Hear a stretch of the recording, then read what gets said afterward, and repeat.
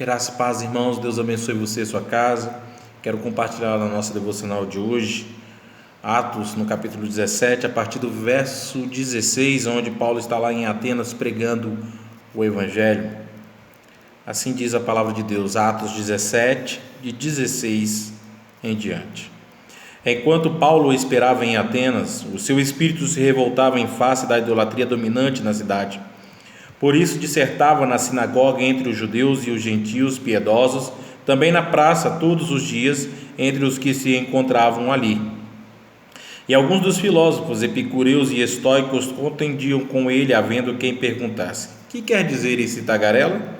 E outros: parece pregador de estranhos deuses, pois pregava a Jesus e a ressurreição.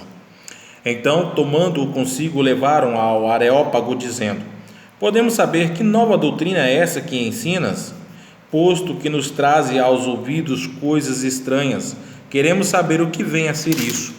Pois todos os de Atenas e os estrangeiros residentes de outra coisa não cuidavam senão dizer ou ouvir as últimas novidades. Então Paulo, levantando-se no meio do Areópago, disse: senhores atenienses, em tudo vos vejo acentuadamente religiosos, porque passando e observando os objetos de vosso culto, encontrei também um altar no qual está inscrito: ao Deus desconhecido.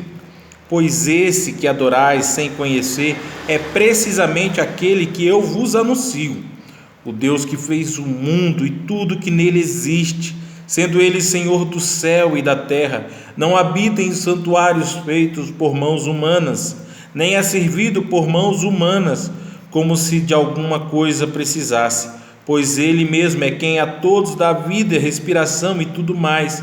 De um só fez toda a raça humana para habitar sobre toda a face da terra, havendo fixado os tempos previamente estabelecidos e os limites da sua habitação, para buscarem a Deus, se porventura tateando o possam achar, bem que não está longe de cada um de nós, pois nele vivemos e nos movemos e existimos, como alguns dos vossos poetas têm dito, porque dele também somos geração.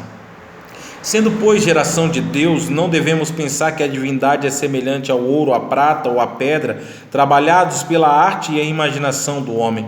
Ora, não levou Deus em conta os tempos da ignorância, agora, porém, notifica aos homens que todos, em toda parte, se arrependam, porquanto estabeleceu um dia em que há de julgar o mundo com justiça, por meio de um varão que destinou e acreditou diante de todos, ressuscitando dentre os mortos. Quando ouviram falar da ressurreição de mortos, uns escarneceram e outros disseram: a respeito disso te ouviremos noutra ocasião. A essa altura Paulo se retirou do meio deles. Houve, porém, alguns homens que se agregaram a ele e creram. Entre eles estava Dionísio, o Areopagita, uma mulher chamada Dâmaris, e com ele outros mais. Vamos orar? Ó bendito Deus, muito obrigado pela palavra do Senhor que está aqui exposta aos nossos olhos mais uma vez. Que o Senhor continue a nos ensinar pela mesma, através da ação do Teu Santo Espírito. É o que suplicamos a Ti, em nome de Jesus. Amém. Irmãos, eu tenho visto e presenciado em algumas ocasiões situações essa que o povo ainda não está se alertando para o juízo de Deus, o Deus justo que opera com poder. Muitos têm ainda presenciado a misericórdia de Deus em tempo oportuno, o Deus que dá oportunidade aos que têm ouvido o seu evangelho a se arrepender dos seus maus caminhos e voltar os olhos a Ele. Mas o que me chama a atenção é que muitos ainda não têm se preocupado com o juízo de Deus. Aqueles que têm dito, como alguns têm observado em meio ao mundo artístico, aos cantores, um cantor que tem dito aí que quando acabar tudo isso irá voltar para o bar e se esbaldar, parafraseando o que está citado em sua canção. E muitos também, na sua prerrogativa, acham que assim vai ser. Olha, eu quando terminar tudo isso vou voltar para minha vida comum e continuar a desfrutar do que o mundo pode oferecer. Mas entenda que o juízo de Deus já é notificado a todos. Paulo, quando estava ali pregando em Atenas, o seu espírito ficou revoltado com tantas idolatrias, ou seja, com tantas imagens em que aquele povo estava colocando a sua fé. Não é diferente dos nossos dias, porque nós criamos ídolos para tudo. Nosso coração, como diz Calvino, é uma fábrica de ídolo. E Deus, neste momento, tem tratado do nosso coração, tem destronado muitos ídolos que estão dentro do nosso coração. E é para este questionamento que nós precisamos colocar em nossa vida peculiar: o que eu tenho adorado? Se de fato eu tenho adorado o Deus Criador, o sustentador do universo, ou se eu tenho criado ídolos no meu coração? Será que quando tudo isso acabar, eu vou limpar o meu coração, a minha vida, e me voltar ao Senhor? Porque o tempo que Deus nos dá ao arrependimento é em vida, porque passando disso já não há mais oportunidade. Passando disso, o que ocorrerá é a ressurreição dos mortos, onde aqueles que morreram com Cristo viverão eternamente, mas os que não creram na sua ressurreição e não se apegaram à sua morte, à sua ressurreição e à sua volta, estarão sofrendo o juízo eterno. Entenda que neste momento o que está ocorrendo em nós, através de nós, hoje em dia, é que o Senhor tem nos notificado ao seu juízo eterno. E algumas prévias nós estamos observando que são os juízos de Deus temporário. Nós podemos ver essa pandemia como um juízo de Deus temporário, para que possamos nos humilhar na presença do Senhor e voltar os nossos olhos a Ele enquanto se pode achar, e invocá-lo enquanto está perto. Paulo aproveitou essa oportunidade ao observar aquela região e encontrar um ponto teológico e ia falar: olha, vocês têm aqui um altar onde não tem imagem alguma e onde está inscrito ali na sua placa: ao Deus desconhecido. E esse Deus desconhecido que vocês adoram sem conhecer, é este Deus que eu conheço, que se revelou a mim. É o sustentador, é o Criador, que não pode ser movido por mãos humanas. Ele não depende de mim, pelo contrário, nós dependemos dele. É isso que o apóstolo Paulo está dizendo: olha, você respira gratuitamente, porque você depende deste Deus que sustenta o universo, ainda sustenta o universo. E quando ele fala de fato que esse Deus que criou todas as coisas, ele se preocupou ao enviar o seu Filho único para morrer em uma cruz, para nos trazer vida e vida eterna.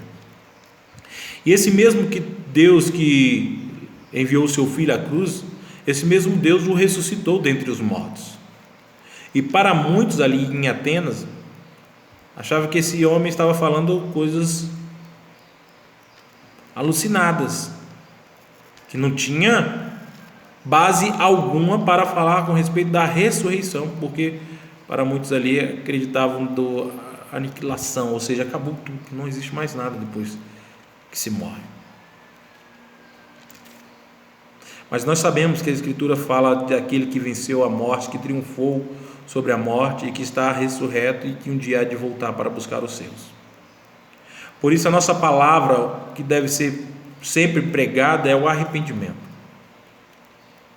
E nós sabemos que muitos, como hoje em dia ainda se vê, irão zombar, como naquele tempo muitos zombaram de Paulo. Muitos estão zombando ainda da nossa pregação do Evangelho, porque estão dizendo: olha, quando tudo isso acabar, eu vou voltar para um bar e me esbaldar. Quero que você possa atentar para essa verdade, irmãos. Não. Quando o mundo acabar, aqueles que permaneceram firmes, sendo fiel até a morte, receberão a coroa da vida. Mas aqueles que não, rejeitaram uma graça, sofrerão o juízo eterno, não temporário, mas o eterno. E não haverá mais oportunidade alguma para o arrependimento. Eu quero nessa oportunidade dizer a todos: olha, nós como servos de Deus devemos nos preocupar de fato com todos e notificá-los ao arrependimento. Essa era a mensagem central de João Batista: arrependei-vos, porque está próximo o reino dos céus. Nós estamos vivendo, irmãos, como se não houvesse o amanhã. Nós estamos vivendo como se Cristo não voltasse. E Deus tem tratado no nosso coração, da nossa vida, para que possamos voltar os nossos olhos a Ele e saber: olha, Ele vai voltar. Não nos compete o tempo ou época. O que nos compete é pregar o Evangelho de Cristo, dizendo: olha, Cristo irá voltar. E tudo isso que você vê hoje de sofrimento, de tristeza, de desempregos, de fome, de miséria, isso tudo há de acabar quando Deus enviar o seu Filho pela segunda vez, porém com poder e muita glória, para buscar os seus e para estabelecer de uma vez por todas um novo céu e uma nova terra, onde habita a justiça de Deus. Então você que está pregando o Evangelho, pregue apenas o Evangelho, notifique o povo ao arrependimento. A obra quem irá realizar em cada coração é o Espírito Santo. Creio que muitos ainda irão zombar, mas não se preocupe com a zombaria. Se preocupem apenas em transmitir a verdade de Deus, para que as pessoas ainda, em tempo oportuno, venham se arrepender dos seus maus caminhos. E ao acabar tudo isso, possam voltar, não para um bar, mas sim para o altar do Senhor. Que Deus em Cristo nos abençoe. Vamos orar? Bendito Deus, nós suplicamos a Tua graça mais uma vez, para a Tua palavra. Como o apóstolo Paulo ali pregou em Atenas e muitos ainda zombaram, nós ainda hoje também estamos pregando o Evangelho e temos visto e presenciado muitas pessoas zombarem deste Evangelho. Mas, ó Deus, o Senhor nos chama a notificar as pessoas ao arrependimento. Que seja esse tempo oportuno, nesse juízo temporário, que eles possam se arrepender dos seus maus caminhos, sabendo que existirá um juízo eterno, e este não há oportunidade para arrependimento. E que em vida, ó Pai, muitas pessoas ainda possam se arrepender dos seus maus caminhos e voltar para o altar do Senhor, para suplicar a Tua graça e o Teu favor e o Teu perdão. É o que suplicamos a Ti em nome de Jesus. Amém. Amém. Querido, Deus abençoe você, sua casa, sua família. Mais uma vez aqui acima, eu deixo sugerido a vocês as nossas devocionais no nosso card, e que você possa continuar acompanhando as nossas devocionais. Que Deus assim nos abençoe. Amém.